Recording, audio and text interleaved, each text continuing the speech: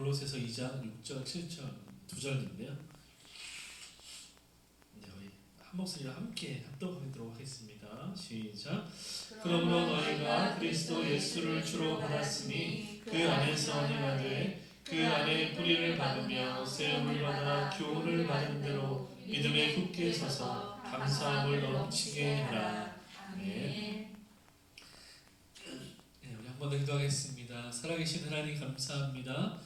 하나님, 오늘 우리가 말씀 듣기를 원할 때에 성령님 우리에게 들을 귀를 허락하여 주시고 우리의 마음을 열어주셔서 하나님 말씀 듣고 예와 아멘으로 화답하며 그 말씀 붙들고 이 한 주도 믿음으로 살아갈 수 있도록 인도하여 주옵소서. 저를 한 자를 듣는 자나 주님 편에 온전히 붙들리기를 소망하며 예수님의 이름으로 기도합니다. 아멘.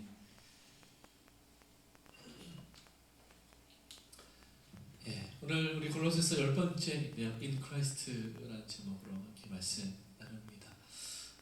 그리스도 안에라는 말이죠. 오늘 모두 우리가 나눈 이야기가 그리스도 안에라는 주제 안에서 좀 다뤄지게 됩니다. 귀엽죠. 아이들이 참 귀여운 것 같아요. 조금만 더 크면 힘든데 귀여운 것 같아요. 참 이 구절이 누가 썼는지 모르겠는데 참 이렇게 마음에 들었어요. 당신이 아기였을 때를 기억하라. 당신은 첫 걸음마를 배울 때 100번을 넘어져도 절대 포기하지 않았다. 스스로를 믿고 계속해서 도전하라. 참 좋은 문장인 것 같아요. 그러니까 우리가 아이일 때는 아무리 넘어져도 벌떡벌떡 일어나잖아요. 아무렇지도 않게 일어나. 근데 여러분 어른이 되면 어떻습니까? 어른이 돼도 넘어져요. 근데 넘어지면 쉽게 일어나기가 어렵습니다. 그러니까 절망하고 낙심하고 참 그렇게 돼요. 넘어지는 것을 당연시하지 않기 때문에. 왜냐하면 나는 넘어질 수 없는 존재라고 스스로 믿기 때문에 그렇습니다. 근데 사실은 우리는 얼마든지 넘어질 수 있는 연약한 존재인데 그것을 인정하기가 좀 어려운 거죠. 사실 우리는 생각보다 많이 넘어져요. 제가 처음에 자전거를 배울 때 정말 많이 넘어졌어요. 하도 넘어지니까 제가 어머니께 자전거 타지 마라 그랬어요. 너무 넘어져서 얼굴을 이제 벽에다 박아가지고 완전히 다 나간 적이 있었어요. 그래서 너 자전거 타지 마라.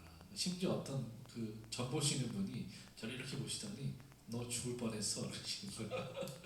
그래서 뭐야? 그 이제 얼굴 다치고 나서 이제 그래도 제가 자전거 타니까 이제 어머니께서 보조바퀴를 달아주셨죠. 그래서 절대 넘어지지 않는. 여러분 우리가 어릴 때뿐만 아니라 자전거를 탈 때뿐만 아니라 세상을 살아가다 보면 생각보다 많이 넘어져요. 제 아내는 정말 잘 넘어지는데요. 어디서 넘어졌지 싶을 정도로 넘어져요. 그러니까 돌뿌리가 요만큼만 넘어져요. 근데 중요한 건 뭐죠? 제가 왜 이런 말씀 드리냐면 우리가 넘어지는 것은 인생 가운데 넘어지는 것은 그 넘어지는 게 끝이 아니라는 거예요. 넘어지는 건 끝이 아니라 새로운 시작이다라는 걸 말씀드리고 싶은 것입니다. 그럼 왜 그렇습니까? 우리는 인생 가운데 넘어짐을 통해서 일어나는 법을 배우게 되는 거예요. 그리고 넘어지지 않는 법을 연습하기 때문에 그렇습니다. 자전거를 배우다 보면 흔들흔들해요. 뒤에서 누가 잡아주고 보조바퀴가 있어요. 그런데 계속해서 연습하면서 근육이 생기면 어느 순간 혼자 멋있게 자전거를 타게 되죠. 걸음마도 마찬가지예요. 아이들이 기고 걷고 넘어질 때 절대로 그 아이를 계속해서 붙잡아주면 안 돼요. 그러면 그 아이의 근육이 생기지가 않아요. 넘어지고 일어나면서 이 팔과 허벅지, 엉덩이 근육이 발달하는 거예요. 그러면서 아이가 걷기 시작하는 거죠. 그걸 대신해 줄 수 없어요. 그래서 아이가 넘어지는 것은 어떤 면에서 보면 축복입니다. 왜냐하면 그 아이가 건강에 성숙할 수 있는 발판이 되기 때문에 그렇습니다. 여러분 세상 어떤 사람도 처음부터 능숙한 사람은 없어요. 모든 일에 우리가 능숙하지 않습니다. 누구나 처음은 있고 서툴고 부족해요. 그래서 여러분 운전하다 보면 초보 운전서 있잖아요. 답답하기도 하면서 그 마음이 이해가 되니까 긍휼한 마음을 갖게 돼요. 그런 연애 하게 됩니다. 누구나 초보는 있죠. 누구나 그때는 부족해요. 그리고 늘 그 초보들은 막 되게 바빠요. 너무 바빠. 그러니까 좀 이렇게 경력자들의 입장에서 볼 때는 금방 끝낼 수 있는 일들도 이 초보들, 신입들은 많은 시간과 노력과 땀을 소비해야 되는 거죠. 여러분, 그런데 계속되는 그 실패와 좌절 속에서도 포기하지 않고 꾸준히 그 일을 해나갈 때 그 초보는 어느샌가 성장해 있는 것을 보게 됩니다. 경험과 지식이 쌓이기 때문에 그렇죠. 여러분, 영적인 일도 마찬가지. 누구나 예수님 처음 믿게 되면 우리 영적으로는 어린 아이입니다. 사도 바울은 어린 신자라고 표현하는데요. 영적으로 어린 아이예요. 그래서 이 어린 신앙인은 모든 일에 있어서 서툴고 부족합니다. 그 마치 어린아이가 부모님을 따르듯이 새롭게 예수님 믿게 된 사람들은 교회 나와서 내 주변에 먼저 믿은 사람들을 따라서 행동하게 되는 거예요. 또 이 서툴고 부족해 어려움, 연약함이 있습니다. 그러나 그 안에 하나님의 말씀이 조금씩 쌓이게 되면 나도 모르는 사이에 성숙하게 되죠. 문제는 뭐냐면 교회에 익숙해지는데 말씀이 쌓이지 않는 거야. 그러면 이상한 게 돼버려요. 종교인이 돼버려요. 몸은 커지는데 지식이 자라지 않는 거야. 이상한 거죠. 실제로 여러분, 우리 아이가 몸은 막 커지는데 지능이 자라지 않는 거 생각해 보십시오. 굉장히 마음이 아프겠죠. 하나님은 부모가 자녀를 양육하듯이 우리를 양육하십니다. 부모님이 사랑으로 아이를 돌보고 케어하고 지지하고 응원하고 보호하는 것처럼 하나님은 우리를 그렇게 양육하고 돌보신다는 겁니다. 하나님은 우리를 그렇게 돌보실 때, 우리를 양육하고 교육하실 때 한 가지 큰 목적을 가지고 있습니다.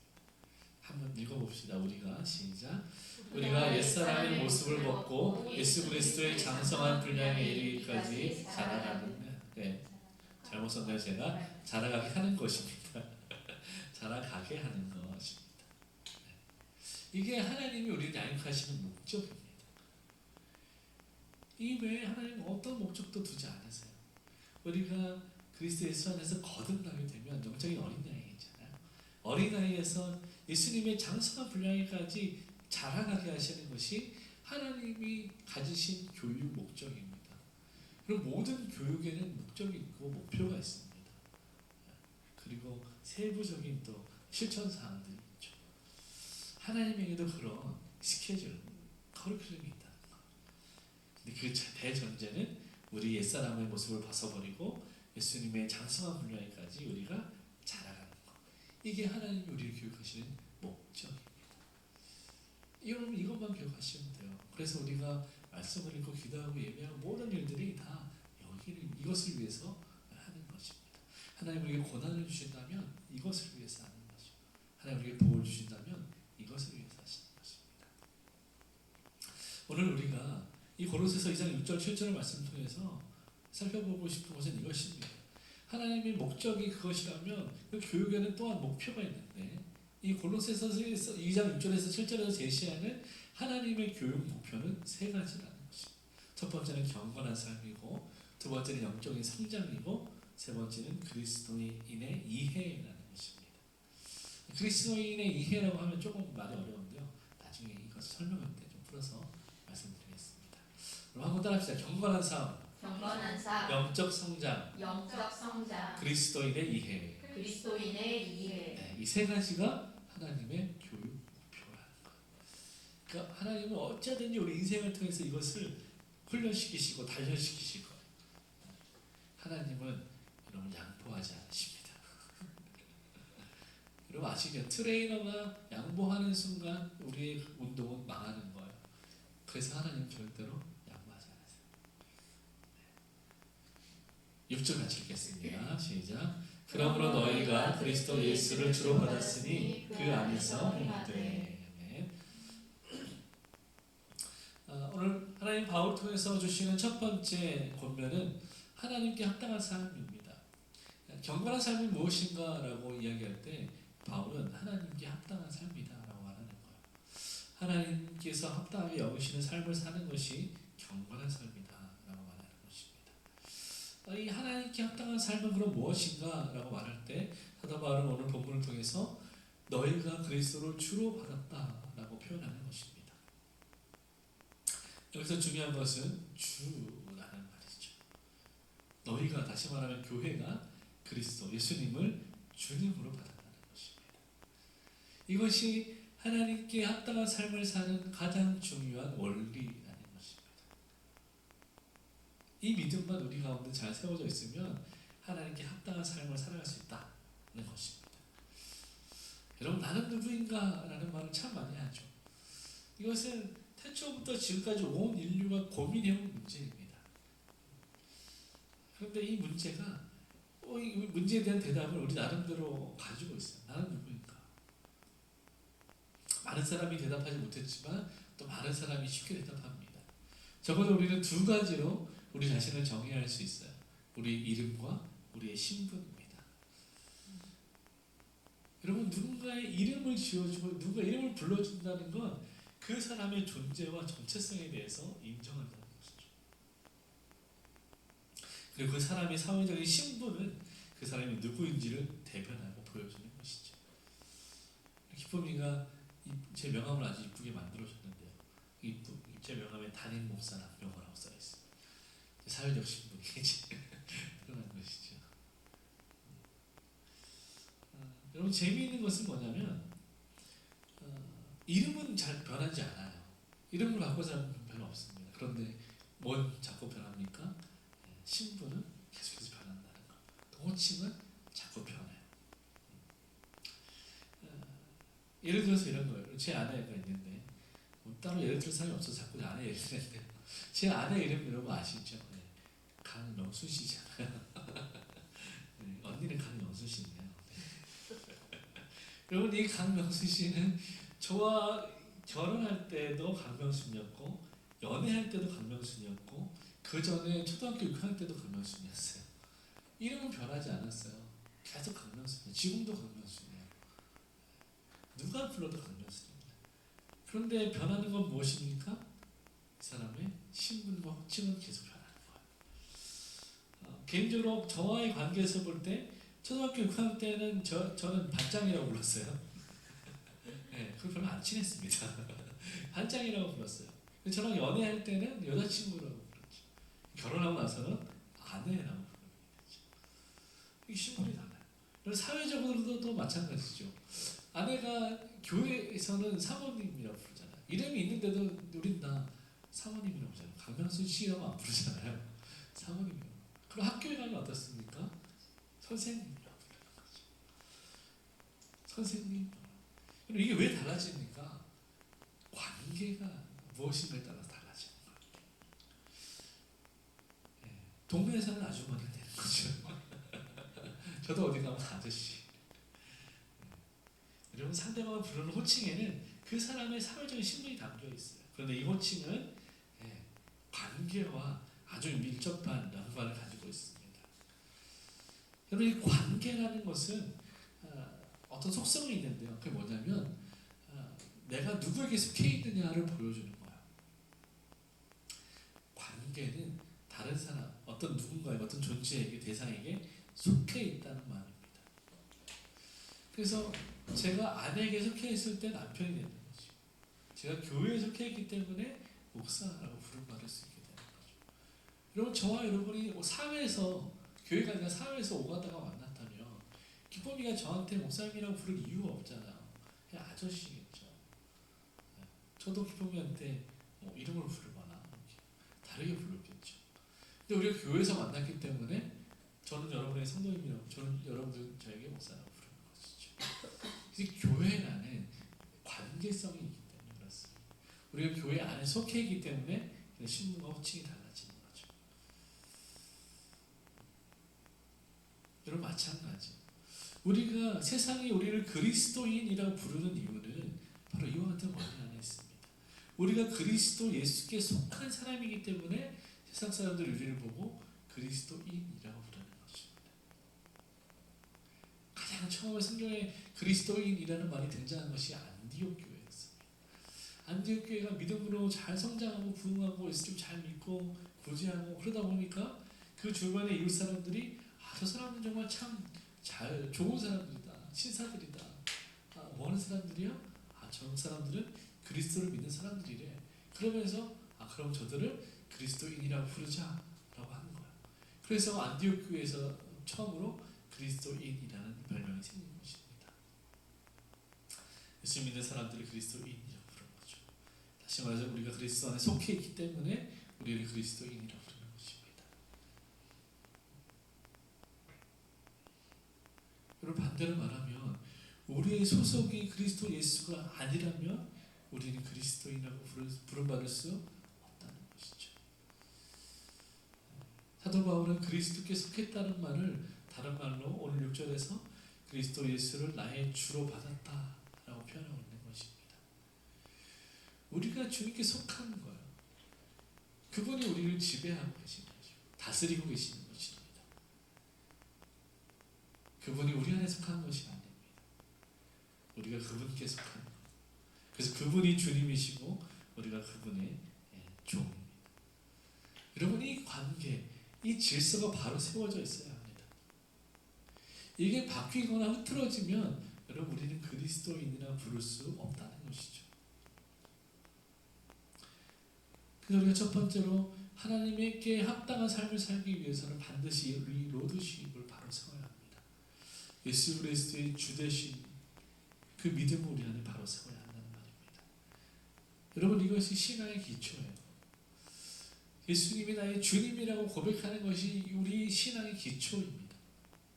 이 기초가 쌓이지 않으면 우리는 어떠한 것으로도 우리의 영적인 성숙을 이룰 수가 없습니다.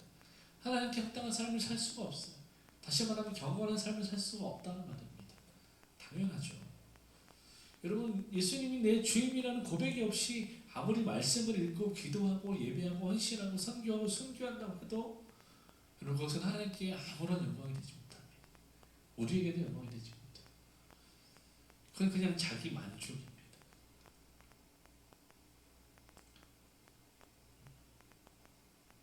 여러분, 아나니아 삽비라 기억하시죠? 자기의 만족을 위해서 많은 돈을 헌금했어요. 많은 돈을 헌금했는데 왜 그들이 심판받아 죽었습니까? 그리스도를 주로 인정하지 않았기 때문에.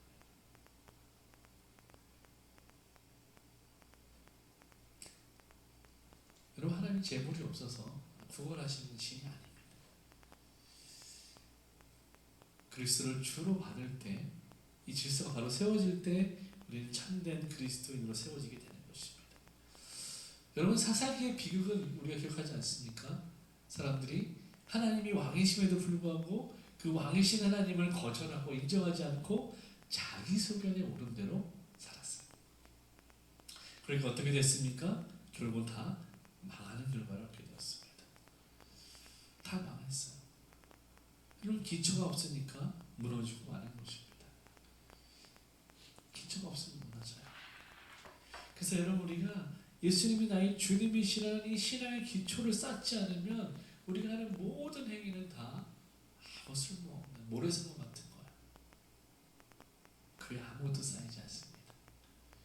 결국은 망하는 것이죠. 여러분, 사랑하는 여러분, 거듭난 성도는 인생의 주인이 내가 아니라 예수 그리스도 이름을 고백한 사람들입니다. 그래서 이제는 내가 사는 것이 아니라 나를 사랑하셔서 나를 위해 자기를 버리신 예수 그리스도를 위해서 또 그분을 믿는 믿음 안에서 사는 것이 참된 그리스도인입니다. 우리 갈라디아서 말씀 같이 한번 읽어보겠습니다. 시작. 내가 그리스도와 함께 십자가에 못 박혔나니 그런즉 이제는 내가 사는 것이 아니요 오직 내 안에 그리스도께서 사시는 것이라. 이제 내가 육체 가운데 사는 것은 나를 사랑하사 나를 위하여 자기 자신을 버리신 하나님의 아들을 믿는 믿음 안에서 사는 것이라. 아멘. 여러분, 이것은 우리가 정말 암송해야 되는 말씀이죠. 내가 사는 것은 이제 내가 사는 게 아니다. 내 안에 그리스도께서 사는 것이다. 그리고 나를 사랑하셔서 나를 위해 자기를 버리신 하나님의 아들을 믿는 믿음 안에서 사는 것이다. 여러분, 이것이 우리의 삶의 기초이고 신앙의 기초이고 우리의 삶의 원동력, 원리가 되어야 하는 것입니다. 이 고백이 우리 삶에 충만할 때 우리는 누가 봐도 그리스도인이구나 라고 인정받게 되는 것이죠. 사랑하는 여러분, 참된 경건은요, 질서를 바로 세우는 바로 이 질서를 바로 세우는 것입니다. 예수님이 나의 주님이시고 내가 그분의 종이라는 이 질서를 바로 세우는 거예요.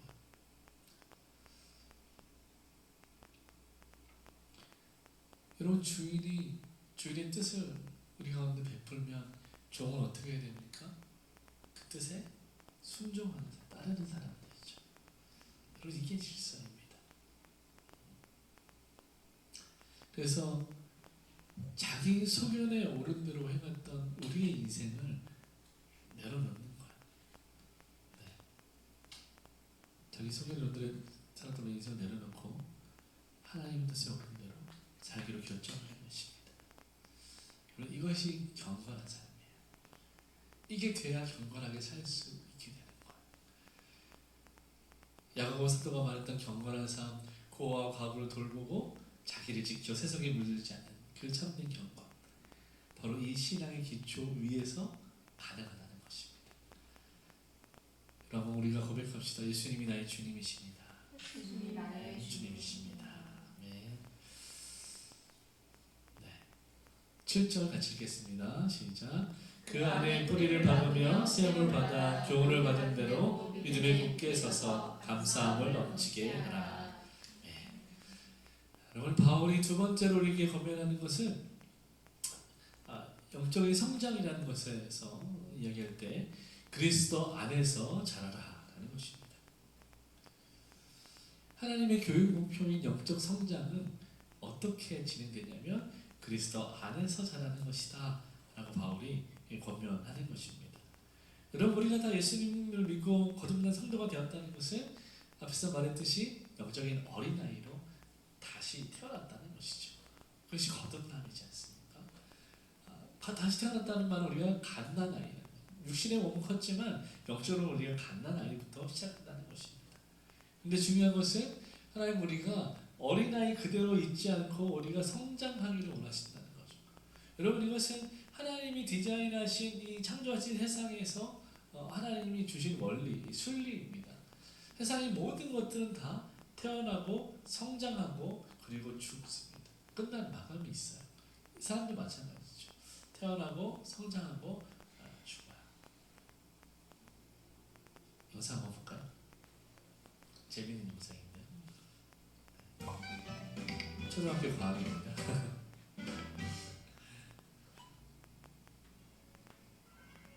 강낭콩은 심은 지 40일에서 소리 좀 50일이 지나면 보라색이나 흰색 등의 꽃이 피고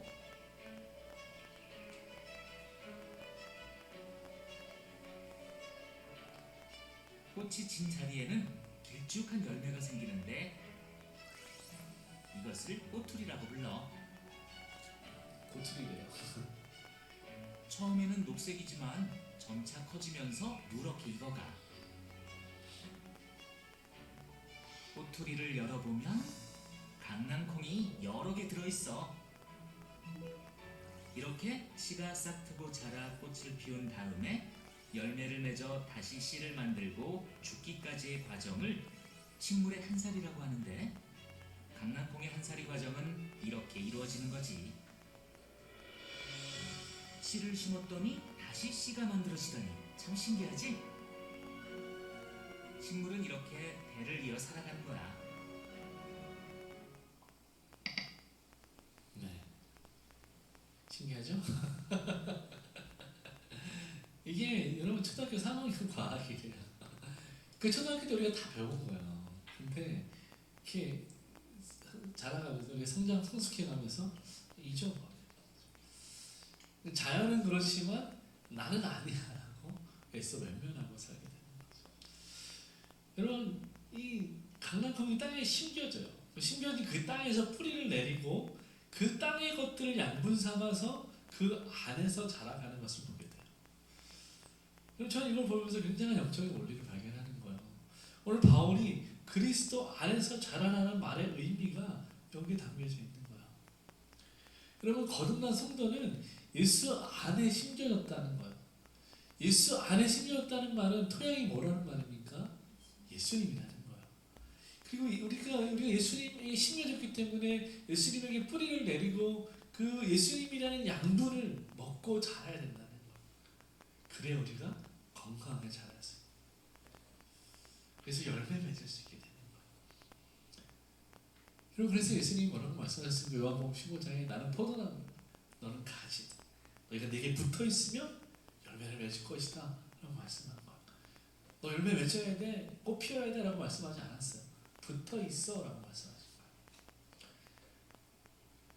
우리가 붙어 있기만 하면 우리 토양이고 양분이신 그분이 우리를 먹이시고 입히시고 돌보시는 거예요. 그래서 열매 맺게 하시는 거죠. 너무 놀라운 원리입니다. 우리가 어떻게 자라야 하는지 몰라요. 우리는 어떻게 어느 방향으로 자라야 하는지 모릅니다. 그러나 우리의 양분이신 예수 그리스도께서 우리가 어떻게 자라야 하는지 알게 하시는 거예요. 도널드 커건이라는 분이 이런 얘기를 했는데요. 같이 한번 읽어보겠습니다. 나는 영원으로 향한 길을 나는 나그네로서 인생을 가고있다. 나는 하나님의 형상으로 지음받았으나 그 형상의 손상을 입었으므로 어떻게 묵상해야 하는지, 어떻게 예배해야 하는지, 어떻게 생각해야 하는지를 배워야 한다. 네. 여러분, 우리가 하나님의 형상으로 지음받아서 그리스도 안에 뿌리 내리면 예수님께서 주시는 그 양분을 먹고 잘 자랄 수 있어요. 그런데 우리는 어떻게 뿌리 내리고 어떻게 자라야 하는지 모른다는 것이 문제입니다. 우리가 예수님 믿기로 결정하고 영접하고 믿음이 우리 안에 있어서 예수님을 믿게 되었지만, 교회 안으로 들어와서 멤버가 되었지만, 그 다음에 어떻게 해야 되는지 잘 모르는 거야. 그것을 알게 하시는 분이 하나님이시고, 그래서 우리는 그것을 배워야 한다. 이런 측면에서 거짓 교사들은 골로새 교회에 들어와서 다른 것을 이야기했어요. 다른 것을 이야기했어요. 더 비옥한 땅이 있다라고 말하는 거예요. 앞에 보여드렸던 것은 여로보암의 우상숭배 장면인데요. 여로보암이 북이스라엘 다스리면서 이 남유다의 성전처럼 우리도 지어보자라고 하면서 그거보다 4배 더 큰 성전과 황금 우상을 지어놓고, 그리고 거기서 예배하자는 거예요. 이 우상이 우리에게 복줄 거라고 하는 거예요. 그러니까 더 비옥한 땅이 있다는 거예요. 더 좋은 것이 있다는 거죠. 골로새 교회에 들어왔던 거짓 교사들도 이와 같았어요. 더 비옥한 땅이 있다. 예수 그리스도 그 땅이 아니다. 그건 죽은 땅이다. 더 좋은 땅이 있다라고 그들이 외쳤던 것입니다. 오늘날은 어떨까요? 가톨릭에서는 7성례를 이야기합니다. 7가지 성례를 해야지만 구원이 있는 백성이라고 말합니다. 여기는 고해성사도 들어가 있어요.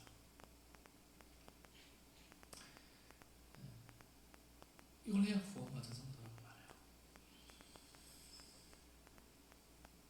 또 은사주의자들, 잘못된 극단적인 오순절파는 그리스도를 믿고 물로 세례를 받는 것은 충분하지 않다.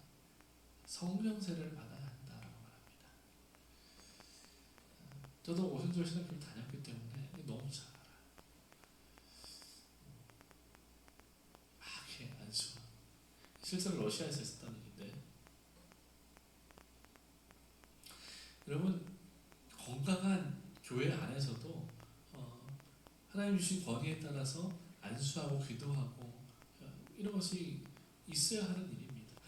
예, 하여튼 이런 극단적인 일들이 있어요. 그래서 뭔가 다른 게 있어야 된다는 거예요. 신앙을 감정적으로 어떤 기적을 바라보는 거죠.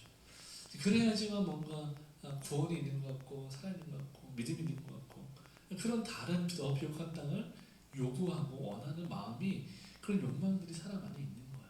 근데 바울은 그것이 아니다라고 말하는 것입니다. 여러분, 우리가 이런 거짓말을 속지 않기를 바랍니다. 그렇다고 너무 막 드라이하게 그렇게 신앙생활을 하는 것은 아니죠. 우리가 얼마든지 경건한 삶 가운데서 하나님을 충만하게 풍성하게 누릴 수 있어요. 다음 주에 그것에 대해서 얘기할 텐데요. 하나님의 일상 가운데, 세미한 음성 가운데 우리를 충만하게 돌보시는 분이십니다. 여러분, 바울은 이미 골로새서 2장 3절에서 이것에 대해서 이야기했어요. 같이 한번 읽어봅시다. 그 안에는 지혜와 지식의 모든 보화가 감추어져 있느니라. 아멘. 예수 그리스도 안에 이미 하나님의 지혜와 그 보화가, 지식의 보화가 감춰져 있는 거예요. 그리스도 외에 다른 어떤 것이 필요하지 않다는 것입니다. 하나님께서 이미 예수 안에 다 두신 것.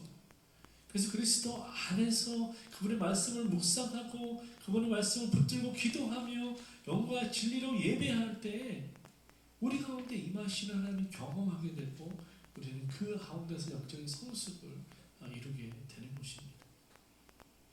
사도 바울은 그래서 로마서 12장 2절에 마음을 새롭게 함으로 변화를 받아라고 말합니다. 참된 성숙이 여기에 있다는 거예요. 우리가 그리스도 안에서 말씀으로 성숙해져 갈 때, 말씀 우리 안에 쌓여갈 때 우리가 성숙하게 되는데 그 성숙의 결국은 우리의 마음을 새롭게 된다는 변화를 받는다는 것입니다. 우리의 마음을 새롭게 함으로 변화를 받는다. 여러분 이 말은 어떤 주석가가 이렇게 말합니다. 마음의 변화는 마음을 변화시키는 것에 마음을 쓸 때 일어난다는 거예요. 우리가 어떤 것에 마음을 쏟을 때 그 마음을 쏟는 대상을 통해서 우리의 마음의 변화가 일어난다는 거예요. 여러분 이렇게 생각하시면 좋습니다. 마음을 쏟는다는 것은 누군가를 사랑한다는 것이고 그 대상을 존중한다는 것입니다. 우리가 마음을 쓴다는 것은 대상을 사랑하는 것이고 존중하는 것. 여러분 그래서 사랑하면 닮는다고 하잖아요. 그 사람을 깊이 이해하고 그 사랑하고 또 바라보고 있기 때문에 그 안에서 우리는 닮아가는 게 되는 것입니다. 다시 말하면 우리가 예수 그리스도를 바라보고 그 예수 그리스도의 말씀 마음을 쏟을 때 그분을 사랑하고 존중할 때 우리가 그분을 닮아가게 된다는 것입니다. 그 말씀을 읽을 때 잘 이해가 되지 않는 것도 우리가 하나님을 사랑하는 마음으로 그 말씀을 살아낼 때 그리스도의 삶이 어떠했는지 그분이 어떤지 닮아가게 되는 것이죠. 그분의 희생과 그분의 헌신 우리 몸으로 닮아가게 되는 것입니다. 그럼 바라는 저와 여러분이 예수 그리스도를 더 사랑할 수 있기를 주님의 이름으로 축복합니다. 네, 세 번째 우리 7절 한 번 더 읽을까요? 시작. 그 안에 그 안이며 세움을 받아 교훈을 받은 대로 믿음에 굳게 서서 감사함을 넘치게 하라. 네. 세 번째 마지막으로 바울이 권면하는 것은 기독교를 더 깊이 이해하라는 것입니다. 기독교를 더 깊이 이해하라. 이 말은 뭐냐면 교훈을 받은 대로 믿음에 굳게 서서라는 구절로 이게 해석할 수 있는데요. 우리가 교훈을 받은 대로 가르침을 받은 대로 그리스도를 교회를 기독교를 이해해야 한다는 것입니다. 내 가진 지식과 상식으로 교회를 바라보고 이해하는 것이 아니라 가르침을 받은 대로 교회에서 사도와 교사들이 가르친 대로 그 내용으로 우리가 교회를 이해하고 있어야 한다. 그리고 그걸 이해하는 것에 믿음을 더해야 된다라고 바울이 권면하고 있는 것입니다. 마태복음 28장 19절 20절 같이 한번 읽어보겠습니다. 너희는 가서 모든 민족을 제자로 삼아 아버지와 아들과 성령의 이름으로 세례를 베풀고 내가 너희에게 분부한 모든 것을 가르쳐 지키게 하라. 네. 여러분 그리스도 안에 뿌리를 내린 성도로서 우리는 그분 안에 있는 지혜와 지식을 배워야 합니다. 예수님 분명히 제자들에게 말씀하셨어요. 너희는 가르쳐 지키게 하라라고 말씀하셨어요. 그래서 교회는 부지런히 가르치 그것을 지키게 하는 직분이 있습니다. 그 사명이 있어요. 그리고 우리가 한 사람의 제자로서 또 다른 제자를 양육할 때에도 하나님의 말씀, 예수께서 우리에게 분부한 모든 것을 가르치고 지키게 하는 것. 그런 것이 양육입니다. 바울은 이 교육의 중요성을 이야기하고 있는 것입니다. 바울이 가르친 내용이 무엇입니까? 그리스도께서 우리를 위해 죽으시고 부활하셨다. 그리고 그걸 믿을 때 너에게 구원과 평안이 있다. 이 사실, 이것이 교육된 것입니다. 이 가르침을 받고 그것을 지키는 삶을 살아야 한다. 이 가르침 없이, 이 배움 없이 그리스도를 온전히 알 수 없다라고 바울이 말하고 있는 것입니다. 지난 1월에 어떤 사람이 이제 가짜 의사 행세를 하다가 잡혔어요. 이 사람은 의대를 졸업했다고 해요. 근데 의사 국가고시에서 떨어져서 면허가 없는 거야. 그런데 이 사람이 가짜로 면허증을 만들었어요. 이렇게 가짜를 지금 위조를 해가지고 의사 면허증을 만든 거야. 그리고 막 가짜 이 위촉장이랑 이런 것들을 막 만들었어요. 신분을. 그래서 실제로 다 여기 나와 있는 양장들이 다 거짓말이래. 그러면서 이 가짜 면허증과 가짜 위촉장을 가지고 작은 병원들을 돌아다니면서 페이 닥터를 한 거죠. 소위 이제 고스트 닥터라고도 하죠. 이름을 올리지 않고 진료 행위라는 불법을 한 거야. 그걸 또 자기 이력으로 써서 무슨 병 부원장, 원장, 담당 의사, 교수 다 쓴 거야.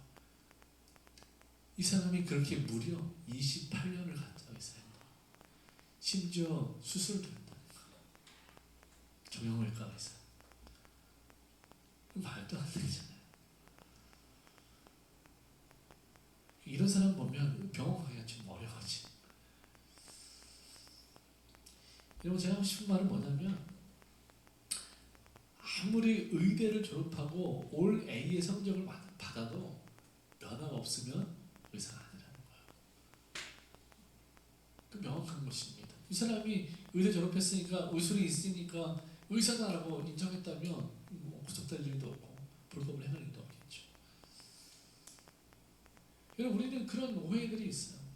여러분 누구나 침을 놓을 수 있어요. 조금만 배우면. 근데 아무나 침 넣으면 어떻게 됩니까? 진짜 거짓말이죠. 합당한 자격이 있어야 돼요. 면허가 없으면 의사가 아니야. 마찬가지입니다. 영적인 일도 마찬가지. 아무리 열심히 성경을 읽고 기도하고 예배하고 헌신한다 해도 뭐가 없으면 성도가 아니다. 믿음이 없으면 성도가 아니다. 이런 믿음이 없으면 교회를, 그리스도를 이해할 수 없어요. 이해가 안 되죠. 이렇게 비효율적인 일이 어디 있어요?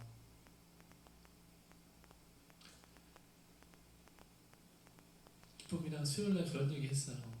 그러니까 뭐 금요일, 토요일 한 번 간다고 해서 주일날도 오라고 하셨는데 교회 가야 된다고 했더니 선생님이 이상하게 쳐다봤다고. 그 눈빛 알죠? 너 고3 맞냐고 이런 눈빛이겠죠. 근데 우리는 그게 당연한 거잖아요. 근데 그분들 입장에서는 어때요? 이상한 거야. 비효율적인 거야. 여러분 이 차이는 어디에서 옵니까? 믿음이죠. 믿음이 있느냐? 없느냐. 우리가 교회를 다니면서도 마찬가지예요. 그리스도 안에 뿌리내린 믿음이 없으면 교회에서 하는 모든 일들이 다 거친 돌이 돼요. 걸림돌이 됩니다. 근데 우리가 믿음이 있을 때 어떻습니까? 교회에서 하는 모든 일들이 다 이해가 되는 거야. 받아들여지는 거야. 근데 중요한 건 뭐냐면 이 믿음이 어떻게 생기냐는 거죠. 여러분 믿음이 있습니까? 여러분 예수를 믿는 믿음이 있어요? 그 믿음이 어떻게 생겼습니까? 누가 줬습니까? 대답할 수 있나요? 뭔가 하고 싶은데 막연하죠. 정리해드리겠습니다. 요한복음 14장 같이 읽겠습니다. 내가 아버지께 구하겠으니 그가 또 다른 보혜사를 너희에게 주사 영원토록 너희와 함께 있게 하리니 그는 진리의 영이라 세상은 능히 그를 받지 못하나니 이는 그를 보지도 못하고 알지도 못함이라. 그러나 너희는 그를 아나니 그는 너희와 함께 거하시며 또 너희 속에 계시겠음이라. 그러므로 내가 너희에게 알리니 하나님의 영으로 말하는 자는 누구든지 예수를 저주할 자라 하지 아니하고 또 성령으로 아니하고는 누구든지 예수를 주시라 할 수 없느니라. 아멘. 사랑하는 여러분, 우리가 교회에서 하나님의 말씀을 배우고 또 개인적으로 묵상할 때 그 말씀을 깨닫게 하시고 우리의 마음의 삶에 적용하시는 분은 바로 성령이십니다. 다시 한번 하나님 우리에게 믿음을 주시는 분은 성령이시라는 거예요. 예수님이 내가 가야지만 너에게 유익하다라고 말씀하셨어요. 그 말씀은 바로 이 말을 하기 위하심이었어요. 예수님이 하나님을 보좌 우편으로 승천하신 이후에 예수께서 보내신 또 다른 보혜사 성령님이 오셔서 우리와 함께 하시고 우리에게 믿음을 주시고 우리에게 하나님의 말씀을 적용시키시는 거예요. 그리고 우리에게 은사와 또 열매들을 주시는 거죠. 성령이 우리에게 믿음을 주시는 거예요. 성령이 우리에게 믿음 주시지 않으면 누구도 예수님을 주라고 고백할 수 없다는 거예요. 그래서 반대로 말하면 무엇입니까? 우리가 예수님을 주님으로 고백할 수 있다는 것은 우리 안에 누가 계시다는 거예요? 성령이 계시다는 거예요. 여러분이 만약 삶 가운데 예수님을 주님으로 인정하지 못하는 순간이 있다면 그때 내 마음에 성령이 역사하지 못하고 계시다는 거죠. 내 염려가 성령의 역사를 막았던가, 내 환경이 성령의 역사를 막았던가, 뭔가 내가 성령님을 막고 있는 것. 그분이 우리를 떠나진 않으십니다. 근데 우리가 그분을 제한하고 막았을 때는 있다는 거예요. 그래서 바울이 권면하는 거예요. 성령을 소멸치 말라. 권면하는 것입니다. 여러분 한번 따라합시다. 성도는 성령의 사람입니다. 성도는 성령의 사람입니다. 네, 여러분 성도는 성령의 사람이에요. 왜냐하면 성령이 우리 안에 내주하시고 우리가 교통하심으로 우리에게 은사도 주시고 또 우리에게 열매도 주시기 때문에 그렇습니다. 여러분 성령의 열매 9가지 다 외우고 계시죠? 네, 외우시는 줄 알고 이것은 성령의 열매가 우리 가운데 날마다 나타나요. 또 그분이 주신 은사들이 막 나타나는 거예요. 우리는 성령의 사람입니다. 그래서 그분이 우리를 다스리실 때 그것을 우리가 성령 충만하다라고 말하는 거예요. 그때 우리는 예수님을 주로 고백할 수 있고 그분에게 뿌리를 내리고 그분 안에서 양분을 받아 믿음으로 성장하게 되는 것이죠. 여러분 결론 내리겠습니다. 제가 최근에 어떤 책을 읽었는데 요즘에 그 책 쓰는 좀 연습을 하고 있어서 카피라이터들의 책을 좀 보고 있는데요. 이분의 말이 너무 이렇게 마음에 와닿았어요. 행복의 반대는 불행이 아니라 불만이다. 역시 카피라이터는 다르다. 그 생각이 들었어요. 행복의 반대는 불행이 아니라 불만입니다.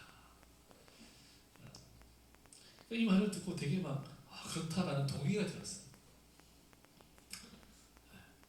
그리고 사람들은 행복 반대는 불행이지라고 하는데 그게 아니라는 거예요. 불만이라는 거예요. 여러분 우리가 하나님을 이해하지 못할 때 우리가 어떻게 해야 됩니까? 하나님을 오해하게 되죠. 말장난인데 하나님을 이해하지 못할 때 하나님을 오해하게 돼요. 여러분 서로가 오해가 생기면 어떻게 됩니까? 서로에게 불만이 생기게 되죠. 그리고 이 불만이라는 뜻이 풀어서 말하면 뭡니까? 만족하지 못한다는 거예요.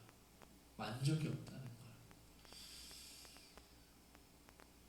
여러분 바꿔 말하면 우리가 하나님을 제대로 알지 못하면 우리 인생에 만족이 없다는 거죠. 그러니까 쉽게 말하면 우리가 하나님 모르면 우리 인생에 만족은 없다는 거예요. 다시 말해 행복이 없다는 것입니다. 여러분 그래서 우리는 하나님을 알아가야 해요. 여러분 하나님 얼마나 아십니까? 여러분 하나님 제대로 알고 계십니까? 우리 하나님 알아가야 돼요. 여러분 매일매일 24시간 중에 하나님 알아가기 위해서 얼마나 시간을 사용하고 계십니까? 얼마나 애쓰고 계십니까? 우리 자신들을 좀 돌아볼 필요가 있어요. 말씀 맺겠습니다. 우리 같이 한번 읽어봅시다. 인생의 참된 만족은 오직 그리스도 예수 안에 있습니다. 아멘.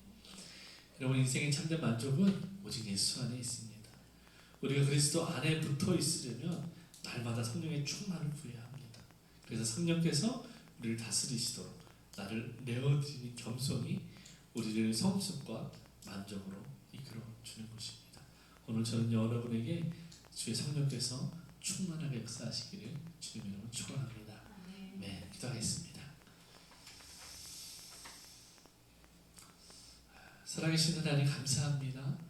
하나님 오늘 우리가 또 고린도서 2장 7절을 말씀 통해서 그리스도 안에 있는 것이 무엇인지 살펴보았습니다.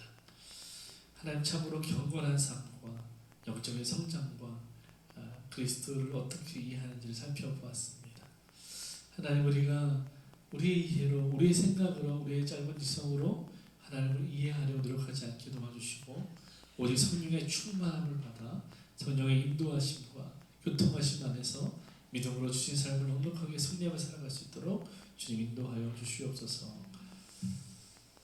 이제는 우리 주 예수 그리스도의 은혜와 하나님의 사랑과 또 성령님의 교통하심이 오늘 주의 말씀을 듣고 세상 가운데로 나가는 거룩한 주의 백성들 머리 위에 그들의 가정과 일터와 또 학업과 하시는 모든 일들 위에 그리고 이 나라와 이 민족 북녘 땅 위에 열방 가운데 이제로부터 영원토록 함께 있을지어다.